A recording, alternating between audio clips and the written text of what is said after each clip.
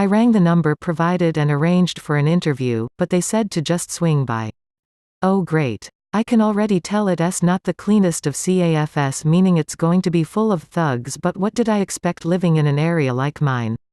When I arrived at the CAF, I was right about its appearance.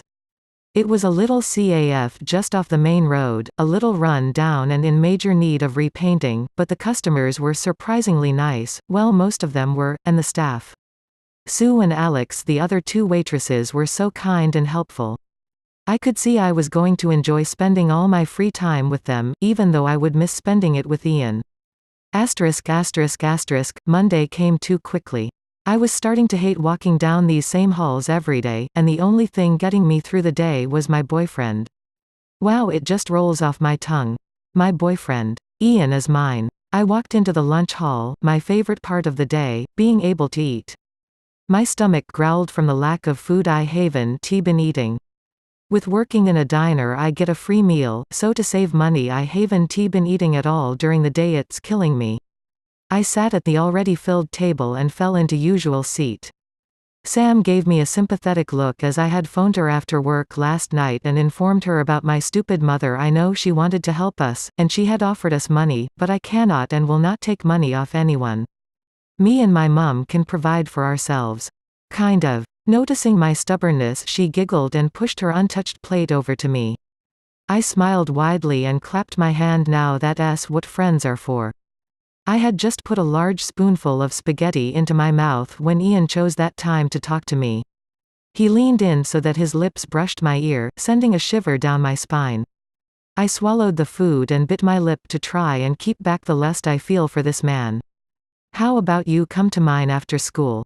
He whispered seductively, and oh boy, I wish I could. My body was screaming yes, but I cool DNT, oh tonight, I can tea. I have family coming over from England. Ian looked at me suspiciously. Does he know I am lying? Can you just miss it this once? Sorry, I can but I'll text you later. Anyway, I've got to go. Bye. I quickly stepped away from Ian so that I wouldn't have time to rethink and go back to him. Instead I ran for the doors leading out of the cafeteria. I don't know how long I can keep this up. It's killing me having to lie to the one person who cares for me, who comforts me, who I love and who loves me. Ian's POV. She ran out of the cafeteria so quick that I didn't have time to grab her. Why did she lie to me? What was she really doing tonight that she didn't tell me about? I think it hurts more to be lied to by her than to actually know what the secret is I needed to know. I snapped my head to Sam. She must know, they are best friends. Under my scrutinizing gaze, Sam began to fidget and play on her phone. Oh, she definitely knew. I smiled and began to interrogate her. Hi Sam, I asked in my friendliest manner. Oh hello. She was acting so nervous, as if she was on trial for murder. So Mia's family are coming all the way from England. That must be exciting. Yes. Mia's really happy. I began to play dumb. Oh really? She didn't seem happy. Oh really? Then they mustn't be close. Don't you know? Surely Mia would have told you everything about them. Sam's eyes widened. Why yes she did. I raised my eyebrow. Okay, spill what's really happening tonight. Sam's eyes spread open and she looked up at me in horror, pleading for me not to continue, but that only made me more curious. What was this secret? What do you mean? You know what I mean. I know there's something Mia's not telling me. Please Sam, she's my girlfriends and I am worried about her. Sam's expression turned to a sympathetic one. She understood what I was saying but she still didn't break the promise she must have made with Mia. It's not for me to tell. I mean, if there was a secret. But there's not. Oh, is that the time? Bye. Sam jumped to her feet and ran out, the same as Mia. What is the secret? Chapter 13. Secrets. Ian's POV. I kept pacing in my room, tapping my shin with my finger. Why won't she tell me her secret? What could her secret be? I can't take this anymore. If she's not going to tell me, I have to find out. I walked to my door, but stopped as I reached for the handle. What if she's with another man? Is she cheating on me? I shook my head. No, I can see it in her eyes, in her kisses. She wants me just as much as I want her. I continued out the door and out to my car. Mr. Edwards, one of my maids came running out the house screaming my name and waving their hand frantically in the air signaling for me to stop. Yes, Anna, I didn't have time for this, I needed Mia. Your father has just called. My eyes widened at the mention of my father. What did he want now? For me to fly to China, go for a meal with his business partners. That's the only reason he ever calls for my help in our family business. It all because of what happened last year. I had sat in on my first ever meeting, and although I would never mention this to my father, but I loved it. I felt at home. I would argue with other business partners and I had memorized all our facts and figures, so no one could call me out. I had never seen my father more proud than when our business partners kept complimenting me and saying he did a good job raising me, more like the many nannies did a good job. I know that one day I am going to have to take over, but not yet. Not until I've lived my life, until I have Mia. What is it this time? I asked, so enthusiastic. He wants you to go to a meeting, he's in China, and can't he go himself? I rubbed my forehead to heal my now banging headache. What time is it starting? Do I have time to go to see Mia first? I asked hopefully. I needed to see my Mia. But Anna just looked down at her shoes. I am afraid not. He wants you there immediately. I could feel myself getting angrier. My hands curled into a fist by my side. How can my father do this to me, even when he's halfway across the world? I didn't respond. Instead I just mumbled angrily, now I won't be able to see Mia until tomorrow. My heart felt empty. Mia's usual happy laughing face would brighten up my day, the warmth of her body hugging mine, her soft and sweet lips on mine now gone. I was beginning to have withdrawal symptoms from her. I turned and jumped into my car, slamming the door in frustration, and made my way to the meeting, maybe a little faster than I should have. ****. The meeting went on longer than I thought as the clock in my car read 1:23 a.m. I was now on the motorway on my way back home, but I am finding it hard to keep my eyes open. My car swerved as I fell deeper into the unknown. Shit. I saw a little run down CAF of the motorway grate. I'll get a coffee to wake myself up. I parked up in front of the diner.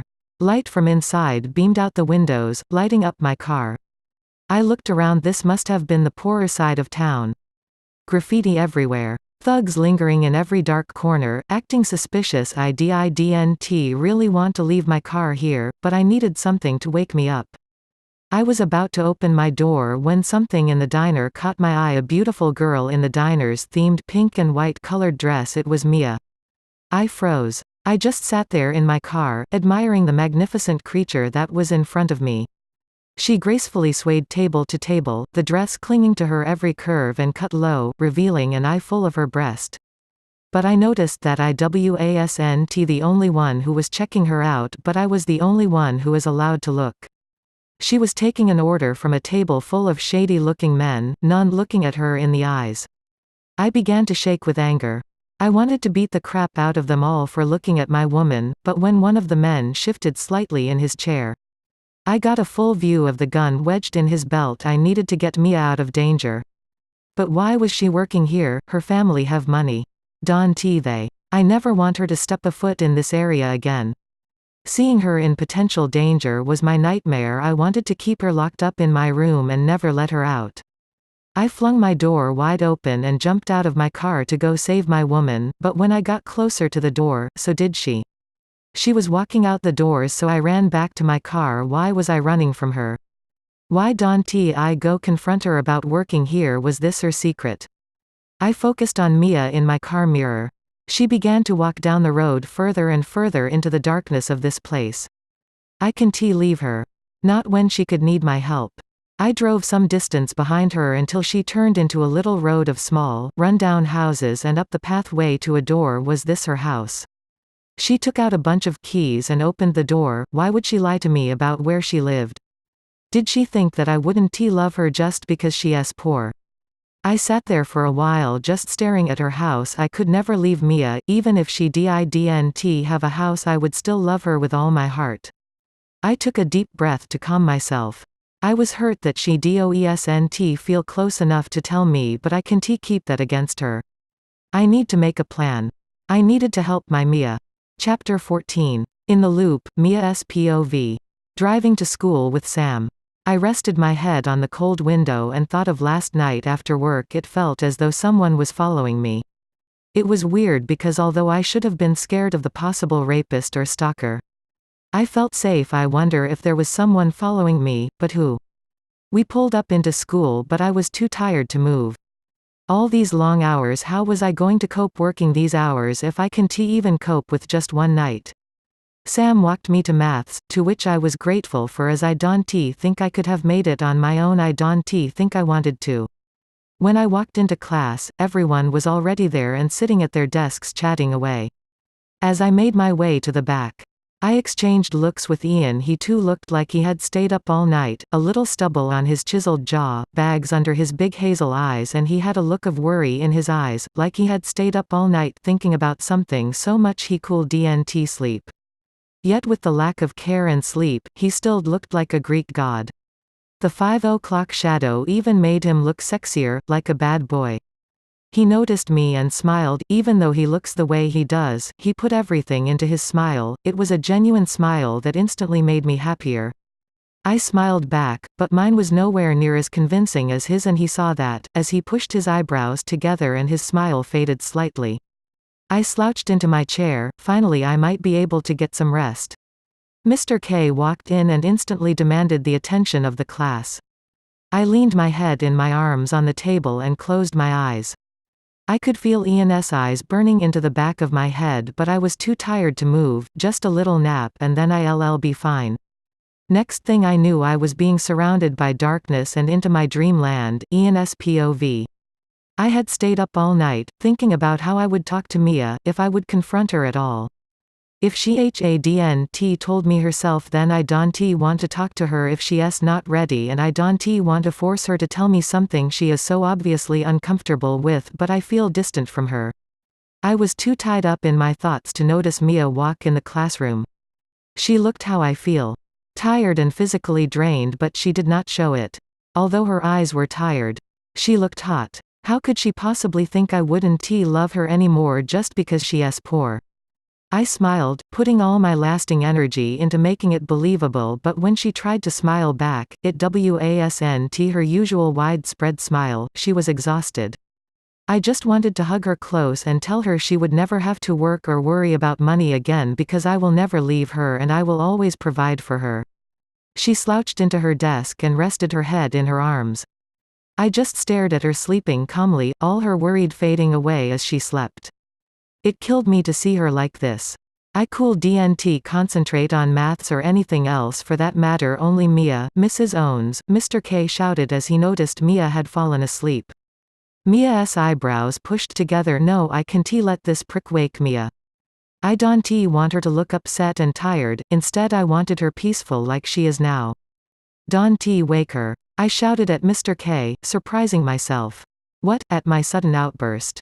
Mr. K was red with anger. How dare he talk to me like that? I don't usually like to bring my money and power into arguments, but I would do anything to keep Mia happy. I stood quietly, making sure I made no further sound. I would like to remind you that my father is on the board of directors for this school and is the biggest contributor to this school. If you wake up Mia, you will have no job at this school or any school for that matter. The whole class looked at me with shock painted on their face. Maybe I went a little too far. I took my seat and Mr. K was still frozen at the front, looking at me in horror. The rest of the lesson went quite quickly as the whole time I sat staring at how peaceful Mia looked, instantly making me feel relaxed. The lesson was also almost completely silent as even some of my fellow classmates were scared of me. The lesson ended sooner than usual and everyone exited the classroom quicker than a speeding bullet. However, I stayed seated, looking at Mia's POV. I jumped from my refreshing sleep thanks to that annoying school bell. Oh crap, had I slept the whole lesson? I fluttered my eyes open and found that the classroom was deserted. There was no one here. I shot up, but it was too quick and I stumbled, readying myself for the pain of hitting the hard floor. But instead I was swooped into an embrace by strong, warm arms. Collecting myself together, I looked up at my savior to find none other than Ian, my hero. I stayed in his arms as I admired his masculine featured and felt the hardness of his abs rippling to my touch. His smile widened and he let out a deep laugh that sent butterflies to my stomach until I figured out he was laughing at me for staring at him. I shot out of his arms and brushed myself of acting as if nothing had happened but trying hard to hide my tomato-colored face. I looked up at Ian to find the corners of his lips curling, involuntary. He fought back, hard, but it was no use as his laughter erupted through the classroom. I went weak at the knees just from the sound of his deep laughter vibrating through me. I lost control of my body as I rushed to him, pushing my lips onto his. He joined me and our lips move in sync with each other. He bit my bottom lip hard, but so pleasurable. I let out a wild moan, giving him entrance into my mouth. Our tongues played with each other as we deepened the kiss. Ian now moving his arms to my waist, pulling me closer to his manhood that was now getting harder as he pushed his shaft against my stomach. Our kiss got rougher and I wrapped my legs around his muscular waist and he supported me by playfully grasping my butt.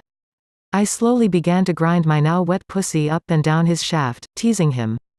He moaned, deep in his chest, pulling away from our passionate kiss. Oh how I want to continue, then let's. I moved my lips on his, continuing from where we left off until the school bell forced us apart once more, both of us breathing heavily, but never leaving eye contact. Let's just not go to lesson. Ian snorted as he let me down. No, we need to go. No, let's carry on. I crossed my arms and jokingly acted like a child, but he just placed his hand in mine and led me out the classroom. Now I know how he feels when I cock-blocked him, haha.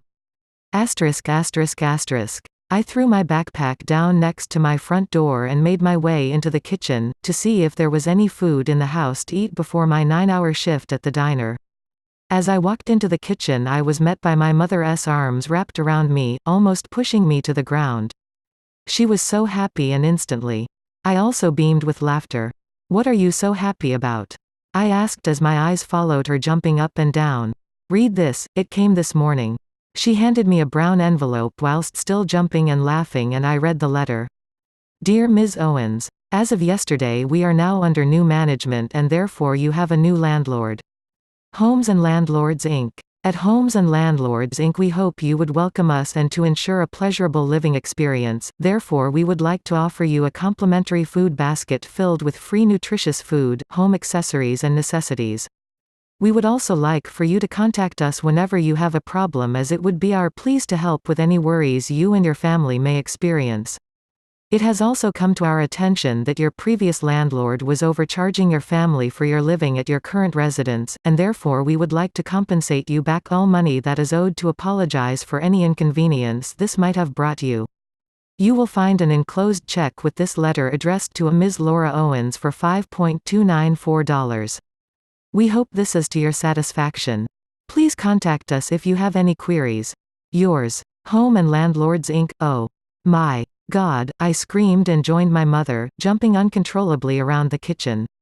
We rich. We both burst out in fits of laughter and fell on our hard, cold wooden floor in exhaustion. My mum nudges my arm. Hey. This means you don't need to work anymore. I smiled at the thought of not having to stay up late working and now having time to spend with Ian. Maybe there is a God, and maybe for once he is looking down on me and my mother.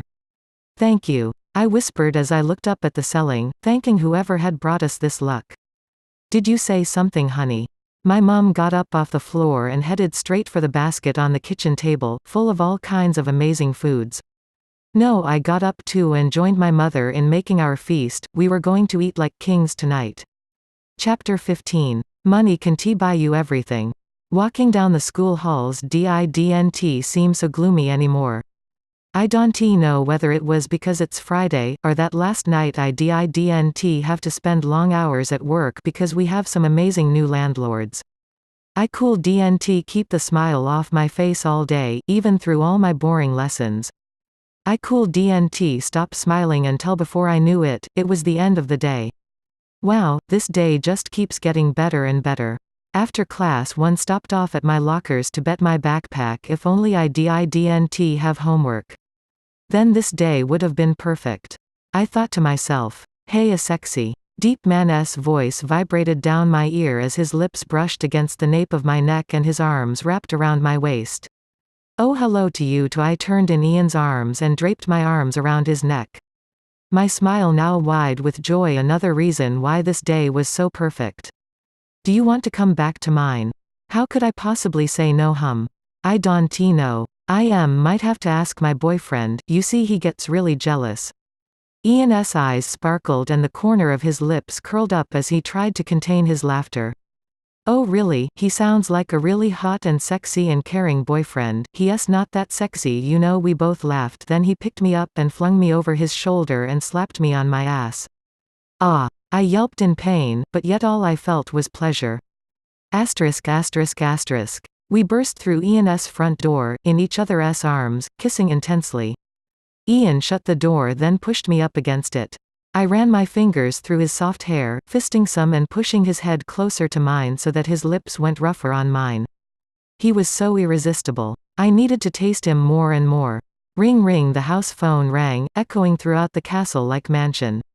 I need to get that. Ian whispered, disappointed between breaths. He pulled away slowly, my eyes still closed, trying to savor the feel of him close to my body, the feel of his lips on mine, and moaned from his absence. He grabbed my hand and guided me to his study in one of the many rooms off the long hallway. As he picked up the phone to take the call, I looked around this magnificent room. The huge, dominant wooden desk at the far side of the room with floor-to-floor windows behind it, demanding the attention of the room. To both the side of the room there were bookshelves filled with every book you could imagine. I walked over to the bookshelf and ran my finger across the immaculately kept books, flicking my eyes across the titles as I made my way over to the desk. He stood there like a model posing for a business magazine. One hand on his hip and the phone in his other hand, gazing off out the window as he concentrated on the phone call, so professional. I could imagine him in here working as our children ran around him, and I stood like this, just admiring my family, our family. I shook my head, bringing myself from my hopeful dreams, and walked closer to Ian. I sat on the desk and tapped him on the shoulder, turning his attention to me. He looked down at me, a little confused at first, until I placed my hands on his cheeks and brought him down to my lips. He moved in between my legs and I wrapped my legs around his waist. He put the phone to his chest. I really need to take this, he smiled. Oh, there was no way I was going to leave it like this. Let us have a little fun. I trailed kisses from the corner of his mouth, grazing my teeth over his jaw and down his neck. When I got to the nape of his neck I bit and sucked hard and he let out a little moan. A moan that had me wanting to moan, making me almost dripping wet from lust. I looked up at him through my eyelashes and smiled in triumph. Oh, sorry, no, I have a cough. Ian tried to explain himself to the man on the other side of the phone. He looked down at me, lust and anger boiling in his gaze. Oh, this is fun. I am sorry, but I am going to have to call you back. Ian hung up and now put all his attention on me, fire burning in his eyes. That was mean. I burst out into uncontrollable laughter. What was? I looked away, pretending to acting dumb. Ian placed his hand under my chin, directing my gaze to his, but it wasn't him that caught my eye, but instead the papers on his desk. I pulled my head from his grasp and picked up one of the documents on the desk. No, wait. Ian tried to take the paper from my hand, but I jumped off the desk and put distance between us. In the top corner of the page there was the Hames and Landlords Inc. logo. Why do you have these? My smile faded. He didn't answer, instead he just stared at me. You own Homes and Landlords Inc. So you? Yes, I know about you. He closed the space between us, grabbing my hands, but I pulled away from his caress and stepped back. I was so embarrassed and hurt. I can handle myself. I don't need your charity, I shouted. I know he was only trying to help, but I hate it when people think me and my mum are too weak and defenseless to fend for ourselves. I hate having to owe someone. I threw the paper on the floor and ran out the door and into the main hall. Wait, Mia. Wait, Ian shouted behind me. When I didn't stop, I heard him run after me until he grabbed my wrist, spinning me around to face him, but I was too angry. Don't touch me, I tugged my hand away from his grasp. I looked up to his face, his eyebrows were pushed together and his eyes were glazed with fear and sadness. He was so hurt. I wanted to stop, to hug him close and apologize for saying and doing what I did, for what I was about to do, but I need to get myself away from him. Once before some rich man tried to help us with his money by marrying my mother, but when he didn't get what he wanted he took all his money away and more. leaving us in more debt. His name was Alex and he was the reason we left England, and there was no way I could do that to my mother, not again. I turned myself away from Ian, unable to cope with the pain in his face. "Please, Don T, go," he whispered, begging me. "Don T, Ian, just please, just leave me alone. I can't take it anymore. I know if I stay any longer, I will cave and take him back, but I can't not while he acts like he does, using money to solve everything." I pulled away from him and headed for the front door. He grabbed my hand again. But I didn't turn to face him. "Please, please. I only did what I did to help you. It killed me seeing you not eat, not sleep. I wanted you to be safe, to be happy, and the only way I know of doing that is with money. It's all I've ever known, all I've ever been taught." I tugged on his hand to walk away, but I got pulled back because he never let go. Instead, my arm was tugged downwards. I turned to find Ian on his knees. "Please, Don T, go, I need you." A tear fell down Ian's cheek, something I never thought I would see Ian do. And I had to hold back my tears. I had to stay strong. I had to leave. "Let me go, Ian," I whispered as tears threatened to spill from my eyes. I pulled hard from Ian's grasp and ran for the door. I risked a glance back to find Ian on his knees and hands, his head down. I had never seen Ian so low, so vulnerable. I did this. I had broken and hurt him. I ran out the driveway and down the road. I didn't stop running until I knew I was a far distance from Ian. I let myself go. I clutched my knees, catching my breath and crying with every little bit of energy I had left. Why did this have to happen? Why do I have to love this stupid prick? Chapter 16. I love you. It had gotten dark by the time I had made my way home. My eyes were sore from the many tears I had cried, my legs were aching from the many, God knows how long, hours I had ran. I stumbled to the bathroom and turned on the ice-cold shower. I didn't bother getting undressed because I would be warmer with more layers on, and I sat under the heavy fall of ice droplets falling hard on my head and shoulders. I hugged my knees to my chest for more comfort and warmth, then closed my eyes to try and blank out the image of Ian that kept appearing in my head. The water mixed with the fresh tears I cried. I didn't know how much I loved Ian until I left him. I don't think I'll be able to face Ian without bursting into tears ever again. But I have to stay strong because I can't go down that road again, and no love I feel for Ian could outweigh the love and care I feel for my mother. I told myself that I would never let my mother break down again like she did after Alex divorced her and ruined our lives. After my eyes dried up and I could officially not cry a single more tear, I turned the tap off and struggled to my feet. The cold air instantly hit me and I began to shiver seriously. When are we going to get hot water? I miss hot showers. I completely stripped all item of clothing off and wrapped a thick fluffy towel around my shivering body, seeking its warmth. I quickly dashed to my bedroom, changed into my black PJ bottoms and slipped on a white vest top and a 2 sizes too big hoodie, immediately returning me back to a normal body temperature. My bed had never looked so irresistible, so I dove under the covers and curled up into the fatuous position. My eyes began to get heavy and I almost fell asleep until buzz buzz. My phone vibrated on the nightstand next to my bed. There could only be one person who would be calling me. I picked up the phone, squinting my eyes to get adjusted to the light, and saw a goofy picture I had taken of Ian. It was so cute and I remember Ian begging me to change it, but that only made me wish it more. Remembering the good times we had shared made my eyes cloud over with tears, and the picture on my phone went. Only seconds later the picture appeared again as he tried to call me again, but I can't do this to myself. I can't put myself through the pain. I hung up and opened up a new message. "Stop calling me," Ian replied instantly. "Please Mia, please just let me talk to you. Let me explain myself. I can't live without you, my heart is breaking without you. I love you." His words broke my heart more. Why was I doing this to him, to us? I didn't reply. I didn't. I turned off my phone and rolled over to try and turn away from all my troubled. Eventually I fell asleep. Monday morning came too quickly. It might have been because I had spent the whole weekend curled up in my bed, ignoring the infinite amount of calls from Ian. Sam had heard from Joe about us and stayed over at mine last night. We stayed up all night. It was full of me explaining, then crying, and then Sam comforting me until we gradually fell asleep. Sam understood why I left Ian because she knows about Alex.